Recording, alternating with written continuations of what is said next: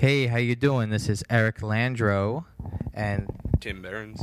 we are going to be talking movies. This is Movie Concessions podcast, and we are movie geeks, if you will. Yeah.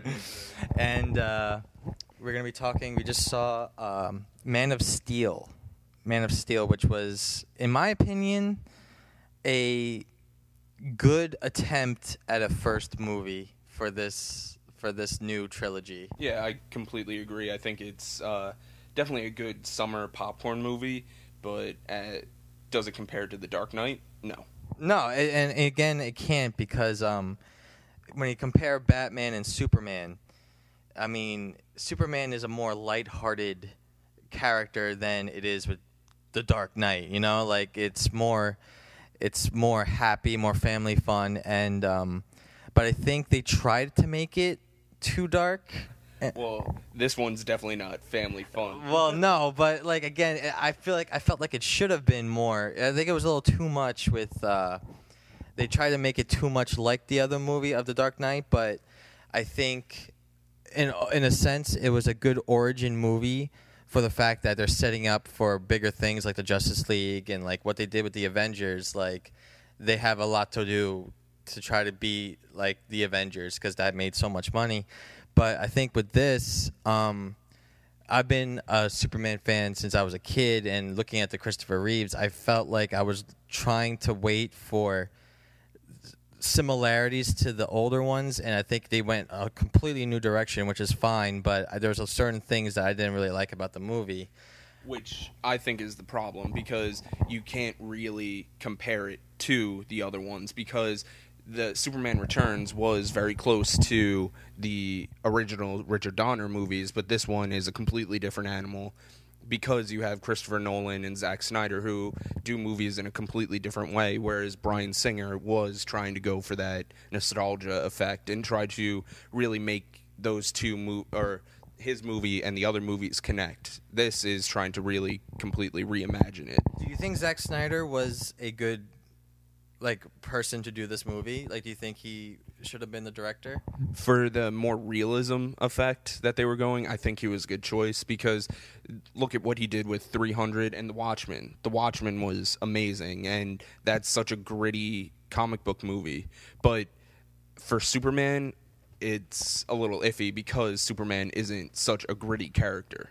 That's true. And like, again, with the one, I'll give you one thing. Like, this is a spoiler, by the way, so don't listen if yeah. I mean, obviously, this whole podcast is gonna be spoilers. Yeah.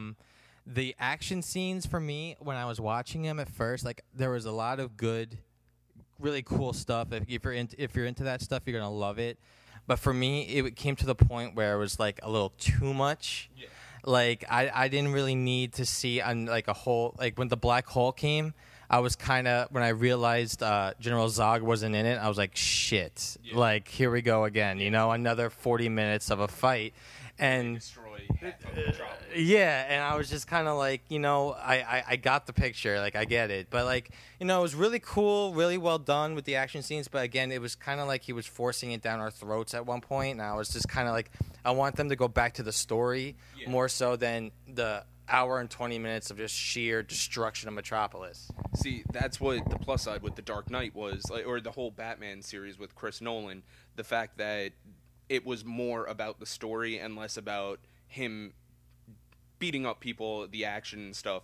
In the Superman movie, it was just kind of like way too much action. At one point, I was like, all right, that's enough. You know, I get they're too superpowered, like their limit, they have absolutely no limits, but at one point, I was just like, okay, this is being overused way too much, where they just destroy half the city.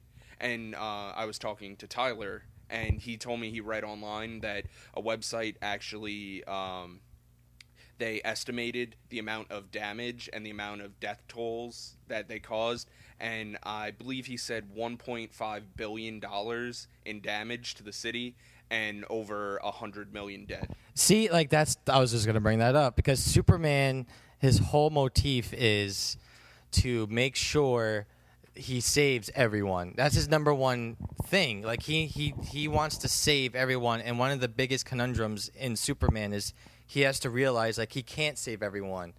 But for him to be able to just be totally reckless in that last scene, like not giving a shit about anyone's lives, to me that wasn't Superman. That was more like, I don't know. It basically is like the Hulk. Like that's not what Superman's all about. Yeah. And it kind of strayed away from what Superman was about. And they did that a lot in this movie, which why I didn't really like it as much. Yeah. But again, like the last scenes were visually amazing. Like if you're not big Superman fans, like you're gonna like it because it's just like crazy action. Yeah, because I'm not a huge Superman fan, but I enjoyed it. Superman's just too powerful for me. I mean, Richard Donner showed that in his movies. Yeah. Like, he pretty much gave him any type of power that he wanted. With a kiss, he erases people's memories. Yeah, and like, he went against where the world was turning and turned back time by just like flying, which is awesome. Actually, I've heard a theory about that it's not he physically turned the Earth back and that's what turned time back. It's just a visual representation of him going back in time. That he's flying so fast that he broke the space-time continuum or whatever, so that he's actually flying back in time, and that's how fast he's going, and you're just seeing the Earth spin backwards. That's fucking awesome. Yeah, that he's not actually turning the Earth backwards. Yeah, and they did this in the 70s. You know what I mean? Like I think that's awesome. But like, again, with this movie, like there's the action scenes were cool. I liked them, but like again, it was a little too much for me at the end. That's the only issue I had with it, and I think they could have just dialed it down a little bit. Yeah. And I think they could have made less catastrophes to Metropolis, and I think a lot of people would understand Superman more. It would it just didn't fit with the whole Superman, how he feels and all that stuff. So that's why I didn't really like that. But again, it wasn't horrible. Like I'm not gonna sit there and say like that ruined the movie. It was just, for me, it was definitely a drawback. It was a drawback, and it was something that I feel like they should have done better. So, I mean, aside from that, the movie was very good. Another big issue I had, against spoilers, it was the way Jonathan Kent died. Okay, like again. Before we talk about that, I just want to take a second on the flashbacks. Now, I know you liked the flashbacks. I thought I did like the flashbacks. I think it was a cool way to do it. It wasn't like, okay, this is happening, like all in one order. It kind of certain memories triggered his like certain issues that happened in his life, which I liked, but it did seem like it was kind of draggy at times. Like there was kind of like, I don't know, but I completely agree with you there. It's a better way to do the origin story instead of right in the beginning he's a child and we go see him grow up and become Superman. Right. I thought it was a fresh take on how to tell the origin story of a character we do not need the origin story of. Well, yeah, that's again true. But my problem was they were a little too preachy, and I understand it has to be like with Spider-Man, with great power comes great responsibility. It's showing how he got his morals and how every life is precious and blah blah blah blah. But just at some points, it was just a little too preachy for me.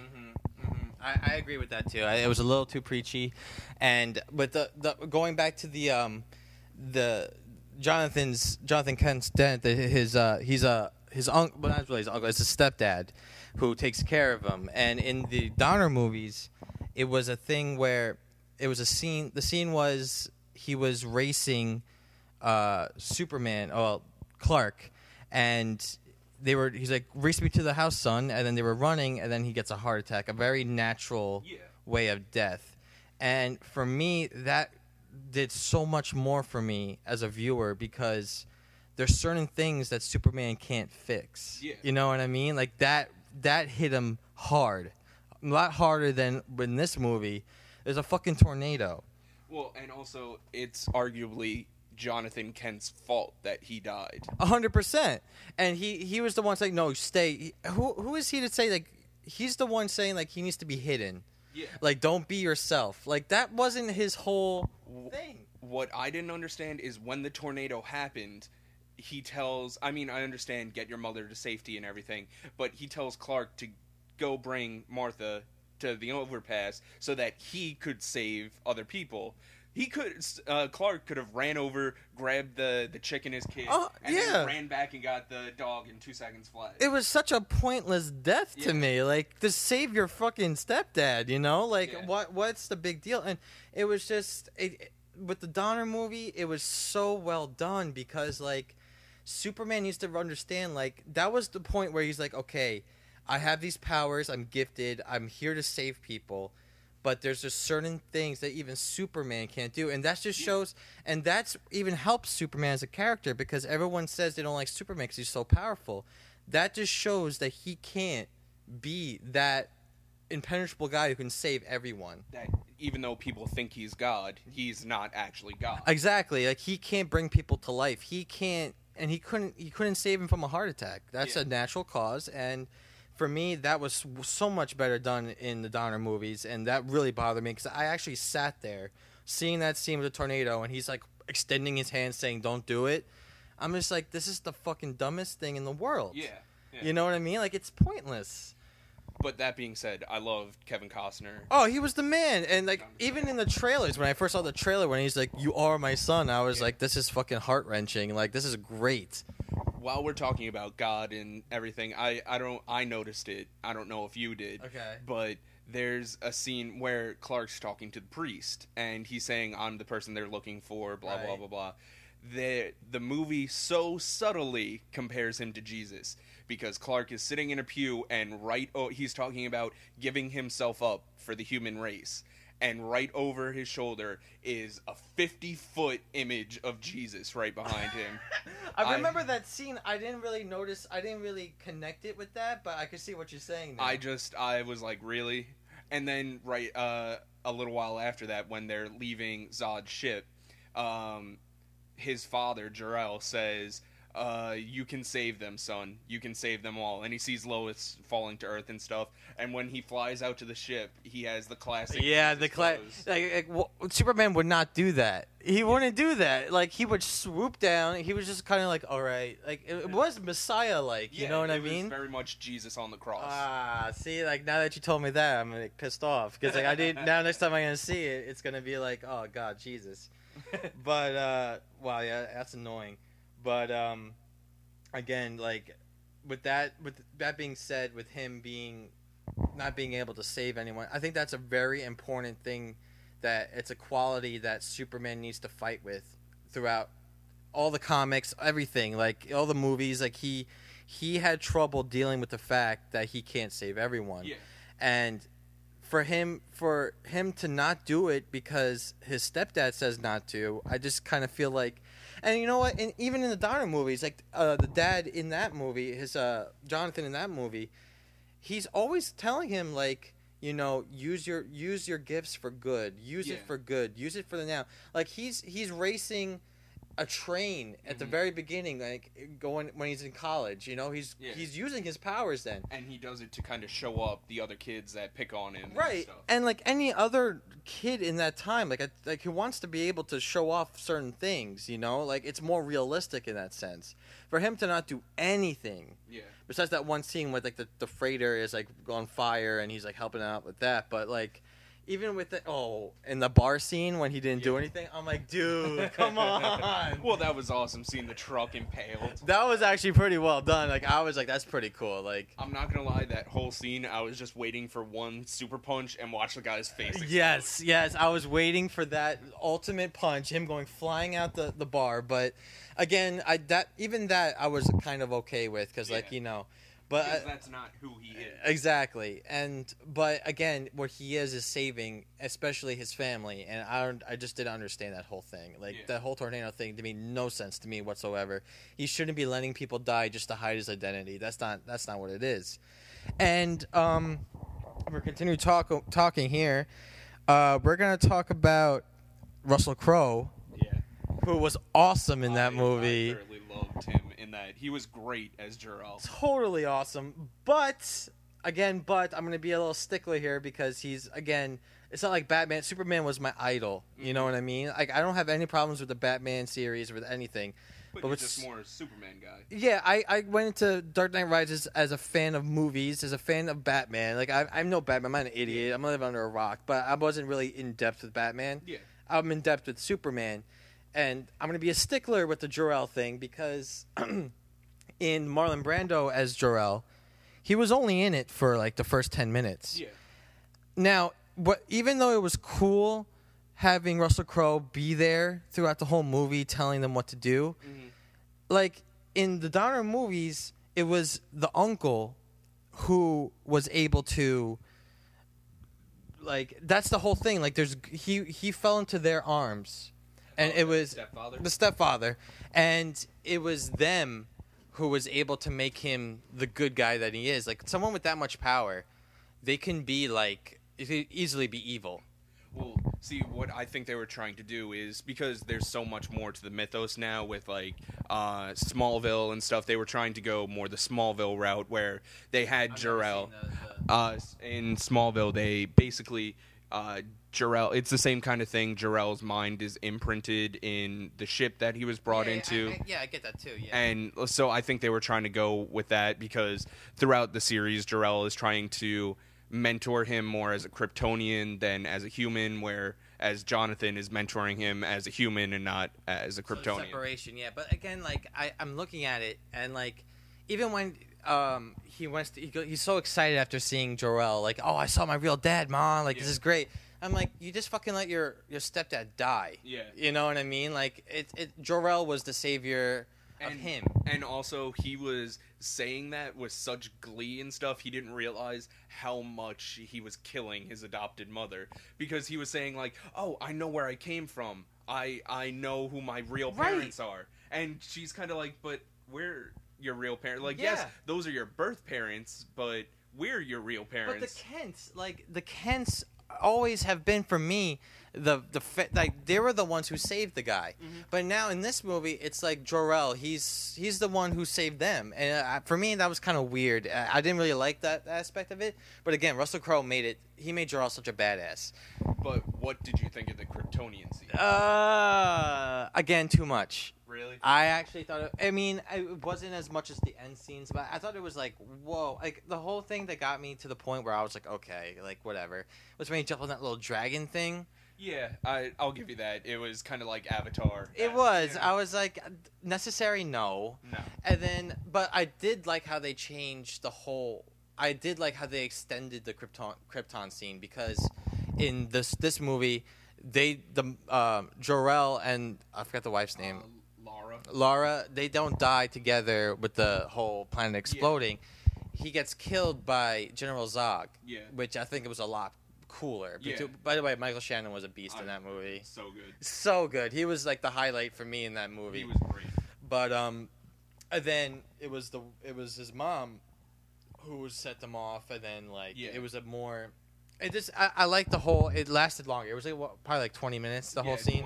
20 minutes to a half hour. I thought that was a lot better than the first, but again, the whole.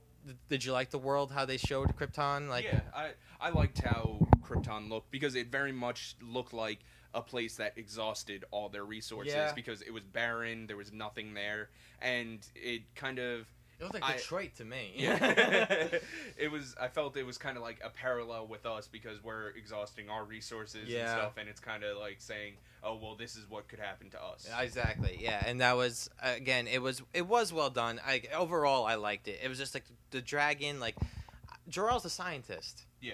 And he's like, he was like Jet Li in this movie, you know what I mean? Like, again, like, that's a world that believes in having one signature calling in life. For some reason, I got the feeling that he was somehow a part of the military, because I feel like there's a part of the story we're missing there. Yeah. Because there was such a close connection between Zod and Jor-El, because Zod honestly felt terrible about killing Jor-El. Yeah. And, like, he admits it several times in the movie. See, that makes a lot more sense to me, because... And just, like, how much of a badass he was, like, destroying Zod. He essentially beat Zod, even though Zod killed him. Right. He incapacitated him. Right. And, again, I feel like they had to make it more known to some viewers, because, like, I kind of get that feeling, too, but by the way they were just, like, saying, like, he's good for science, he's good for this, he's good for that.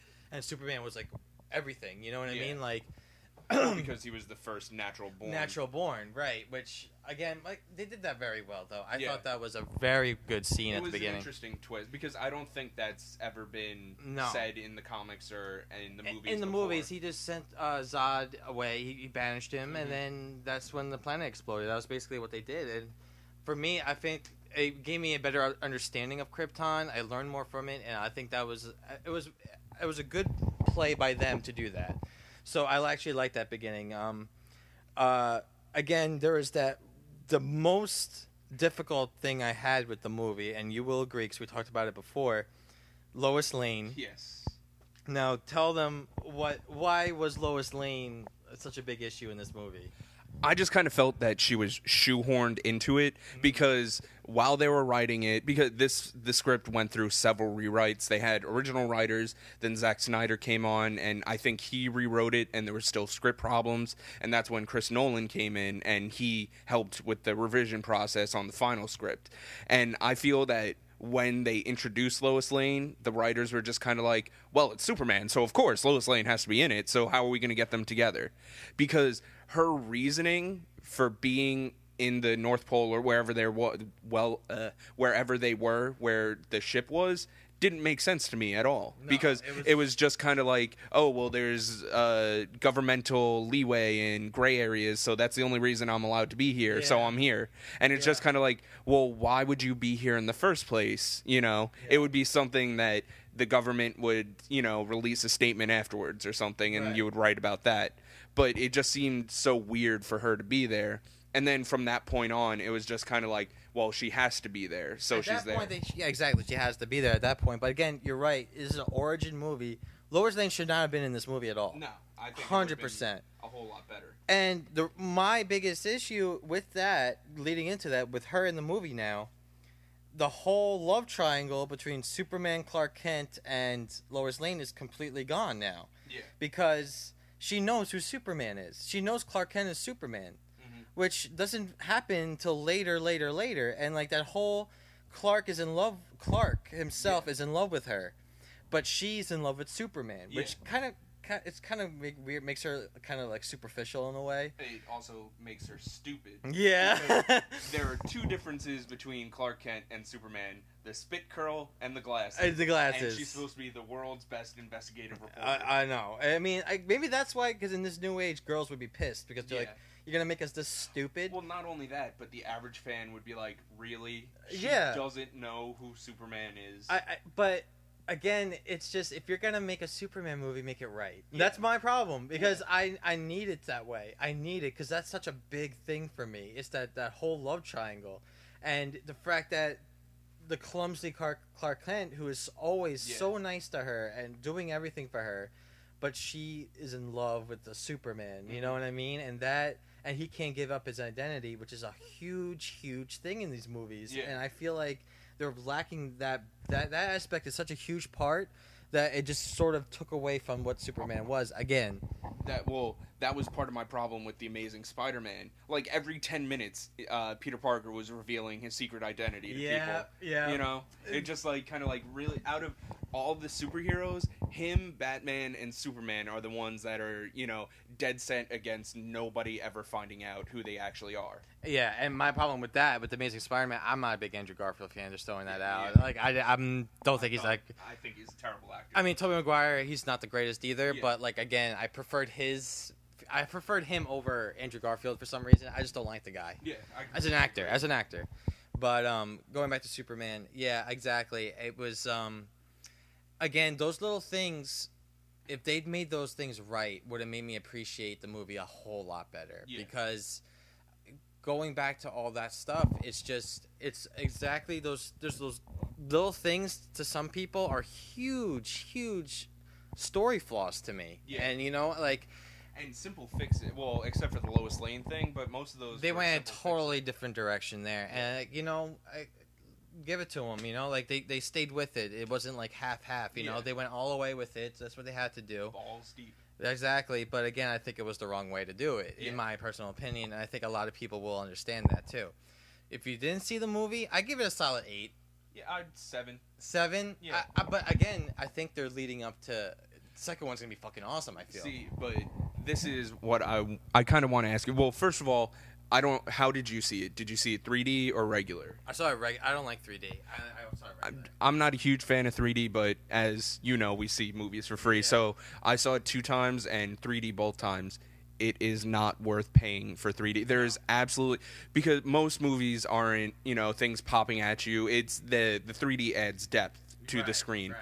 And there was absolutely no depth. Nothing really jumped out at me as saying, "Oh, this was made for 3D." And there were a couple times where it was made for 3D, which was awesome in 3D. Yeah. But certain movies that kind of just force 3D onto it because it's like a sci-fi type thing, like it's cool sequences, they just feel like, let's just throw 3D on there and it doesn't look good. Well, not only that, but they want kids are like, "Oh, Mom, we got to see it in 3D. That's the only way to see it." $20 for a ticket. Yeah. You know what I mean? And I took my glasses off several times during the movie, and you could watch it perfectly fine. Like, it was just a slight bit blurry. And to me, if you're going to do 3D, do it right, at least. Right. Yeah, absolutely. And I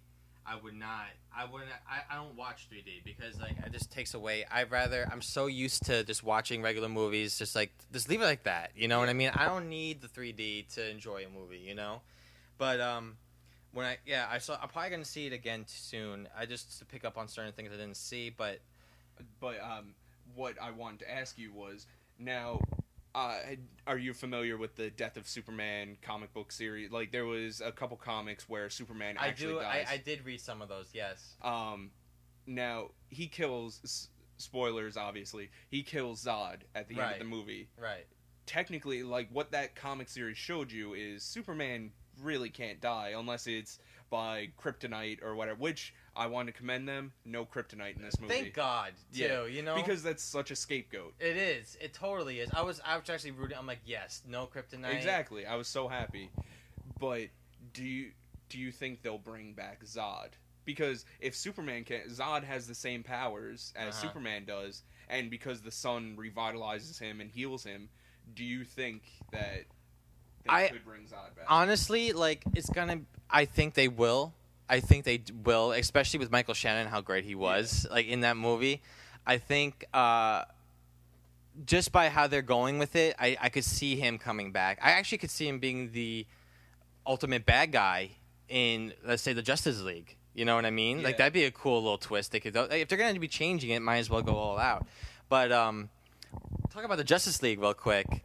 How the fuck are you going to do Aquaman? That's a good question. I mean, I think that's the reason why we have never heard or seen anything of an Aquaman movie other than an Entourage. Because they just don't know how. Yeah.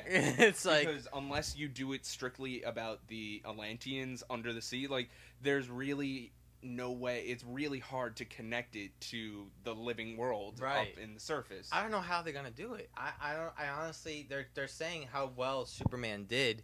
They actually might...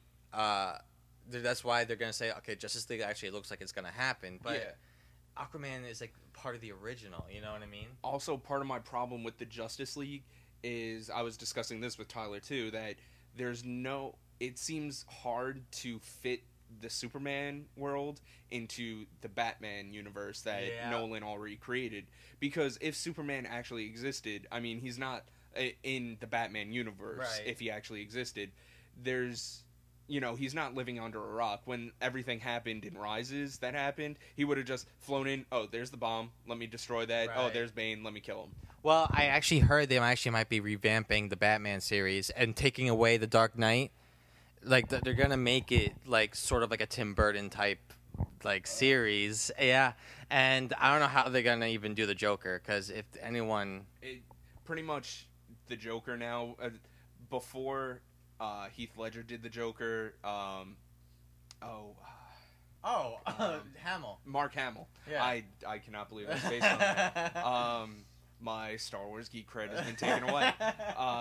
Mark Hamill was the epitome of the Joker for me because he did the Joker throughout the cartoon series. Yeah. And that's what I grew up on. Right. And after him and Nicholson, because Nicholson did a pretty good job as the Joker. His own way, yeah. Yeah.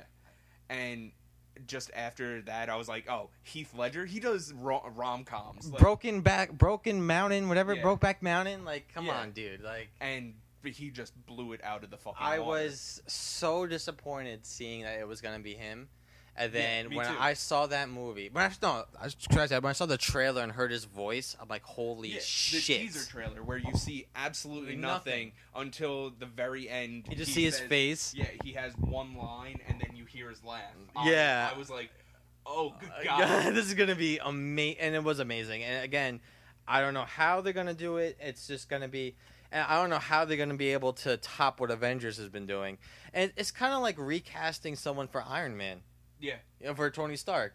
No one can do it besides Robert Downey Jr. Yeah, exactly. You know what I'm saying? So I don't know what they're going to do. It's not going to be anywhere near as good, I don't think. No. And I don't know what superhero they're going to do next. Probably Wonder Woman, I would assume. I know Wonder Woman, they're making a Smallville-esque TV series about Wonder Woman called Amazon, and it's going to be basically about her in Themyscira, her homeland and stuff. So there's not going to be a movie? They might do a movie, but I think they're banking on the TV show being popular and not having to do a movie. Oh. I know a Flash movie is in works, and it's been in works for like the last 3 or 4 years, but from what I've heard, the script is fantastic. It's a perfect mix between mystery, like a classic detective movie, and science fiction. Oh, that's pretty cool. Yeah. I'm pretty into that. And then, of course, they have to redo Mr. Lantern. Yeah. I mean, come on now. That movie was an abortion of a movie. Boy. Yeah, that was bad. That was really bad. And having Batman and Superman, like I've never really. Did you read up on the Justice League, right? You read some stuff on there. For me, like Batman and Superman, like who can stop them? Yeah. You know what I mean? Yeah. Freaking Batman's gonna think of a way to kill anyone. Well, and then Superman will. You know what I mean? DC has been putting out really, really good cartoon movies, like about an hour and a half, 2 hours long, that are pretty strongly based on the comics. And they just came out with one. I think it was called Justice League Doom.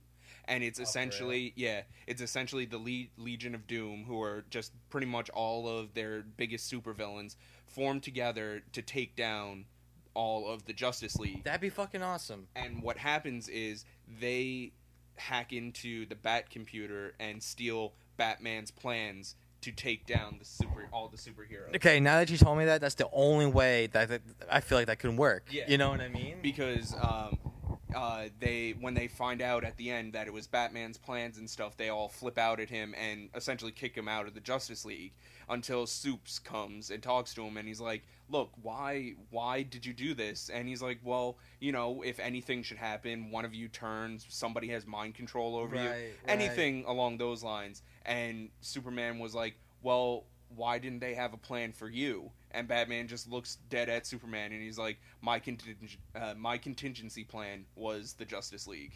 Wow. See, like, that's fucking awesome. Yeah. I want that. I mean, that would be really good. And check it out on Netflix. Check it out on Netflix.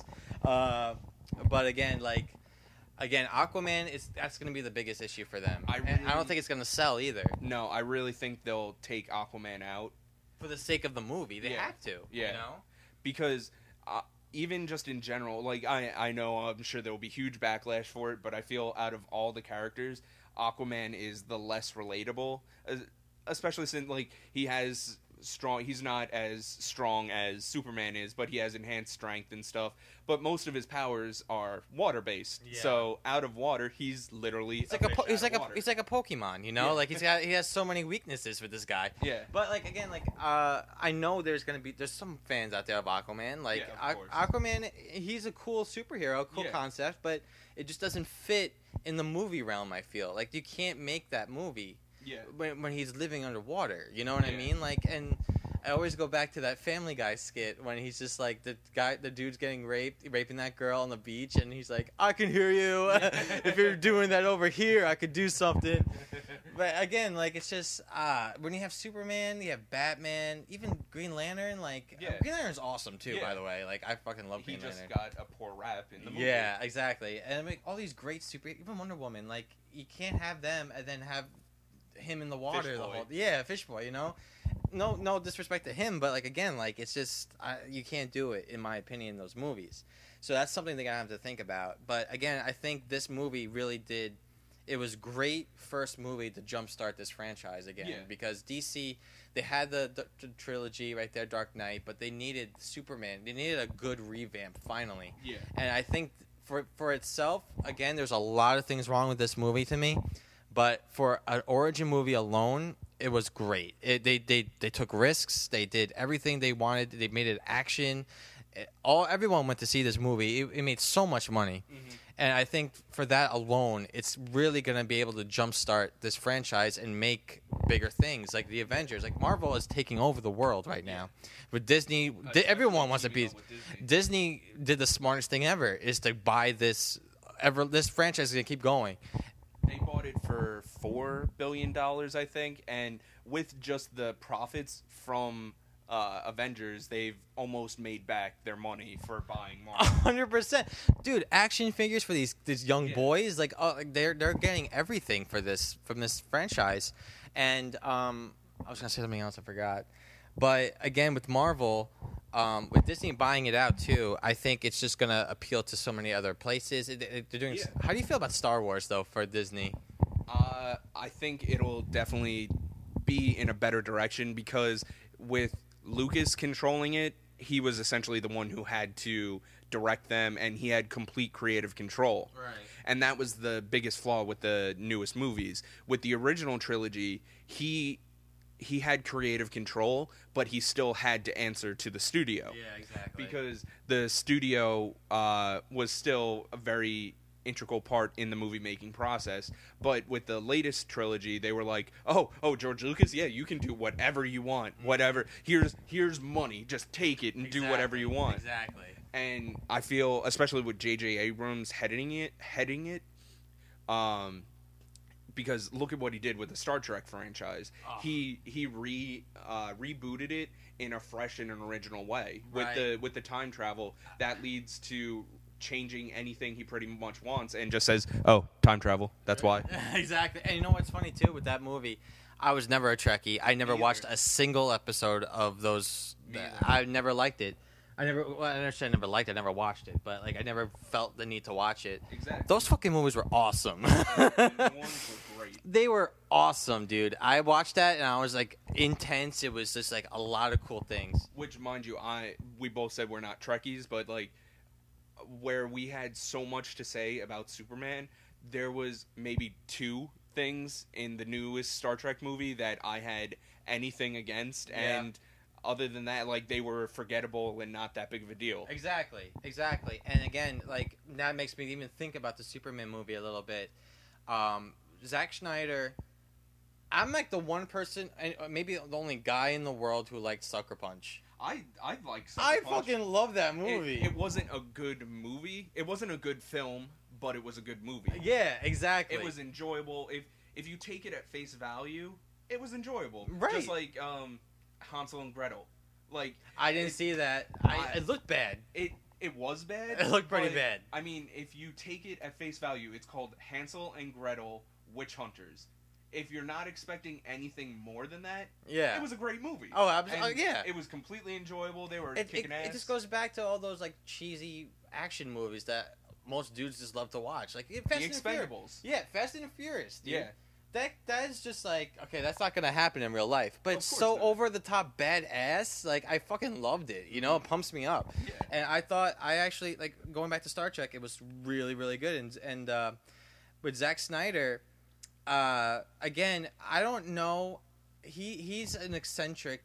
He's very like visually gifted, but again, I don't know if those other movies are gonna be making for the Justice League are gonna be anywhere near the same as his. You know what I mean? Like, no, and that's why I feel they got him for Superman, because they already had a gritty Batman, so they wanted a gritty Superman. That makes sense too. Yeah, because they. Not even gritty where, you know, Superman was darker, but the whole feel of the movie was a little bit darker. Right. And that's clearly evident with Zod. Zod kills almost the entire council of his own people when, like, the utmost treason for him is killing his own people. Right. And I don't know if that direction. Do you like the dark? I always like dark. I personally, I feel the same exact way. But do you think Avengers Dark would have been anywhere near as good? I thought the Avengers was kind of dark. You think? I thought it was compared. If you're comparing, it definitely wasn't as dark as, like, let's say the Dark Knight movies or Yeah. anything, but it definitely had its moments. a lot more funny moments in those yeah, movies of than course. there is. Well, you got Tony Stark. I mean, That's exactly why, because Robert Downey Jr. is such a funny and charismatic character. he's playing himself. Yeah, exactly. So it's kind of hard to have a dark movie with him in it. Yeah. Because even Iron Man 3 was definitely darker than the first. And two. he was barely in the suit the entire time. It was just Tony Stark Which- being Tony Stark. At first I had a problem with, but Yeah. watching it again, I was kind of okay with, because it seemed more like a detective movie. Right. And Exactly. it seemed more like a Lethal Weapon movie. like Sherlock Holmes. Yeah, exactly. Which I like Sherlock Holmes too. Yeah, no, absolutely. And, like, again, I'm a big Donner fan again. And, like, he created, like, with the Lethal Weapons, that sort of action comedy, you know what I mean? And, like, that, I'm obsessed with the Lethal Weapon series. And, like, that was my favorite series of all time. And Richard Donner, again, did Superman. And, like, his way of directing, I just find people steal off of all the time. Yeah, of you know?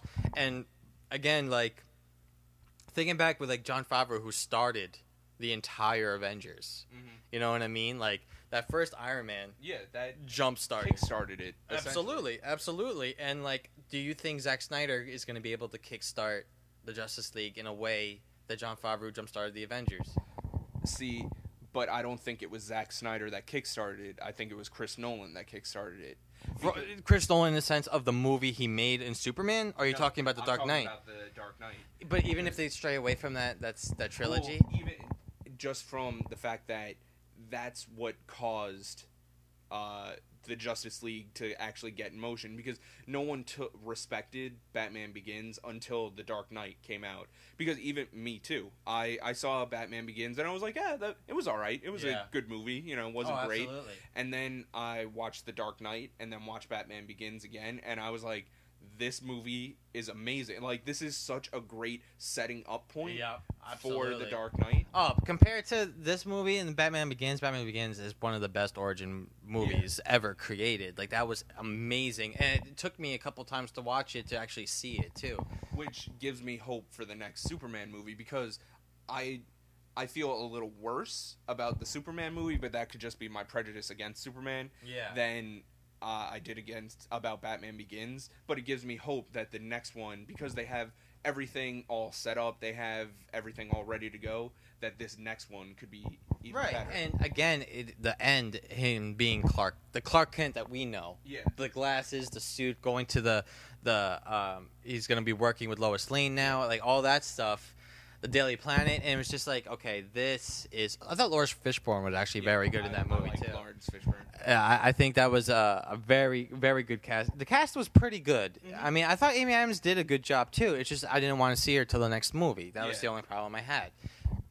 She wouldn't have been my top choice for Yeah. Lois Lane, because, like, I love her. I think she's a great actress and stuff, but I would have maybe gone for an unknown. Yeah. But I thought she still did a really great job. And I always picture Lois Lane with black hair too. Yeah. Like, you know, like that's again. I'm just used to the Yeah. Superman that I know. You know, so that's always going to be a prejudice. But again, in the movie sense, just in the movie itself, it was an enjoyable movie. Really cool action scenes. They did a really cool job with it. If you're a Superman junkie, then you're going to have plenty of problems with it, I'm sure. Yeah. But again, if you're going to appreciate it, you're going to appreciate the fact that Warner Brothers is actually doing their job. Yeah.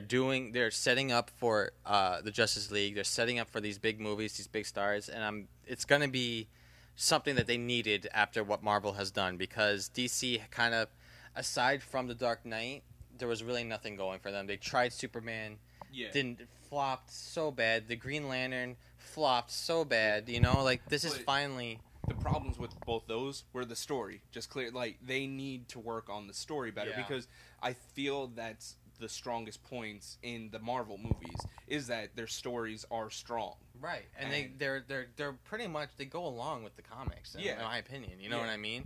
And like even like, another question: do you think they're gonna do another Hulk with Mark Ruffalo? I read up on. I think they will, but they might wait a while to do that, because he has signed a contract to do a couple movies and stuff.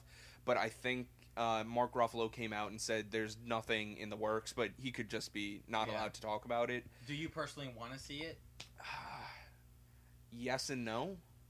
I think he's a secondary character now. Yeah, because I've always felt Hulk was better in a team or with a group rather than solo by himself. Right, exactly. And I think I actually loved the Edward Norton movie, and I just think Mark Ruffalo is that secondary guy. Like, he was so good as the Hulk, I found, in the Avengers, but only because he was in the Avengers. Yeah. I don't know if he can do a full 2-hour movie as Bruce Banner. You know what I mean? Because it would kind of be like, what would they do? Exactly. Exactly. There's really nothing much they can do with him, and he's just that big, powerful force they have on their side. You know what I mean?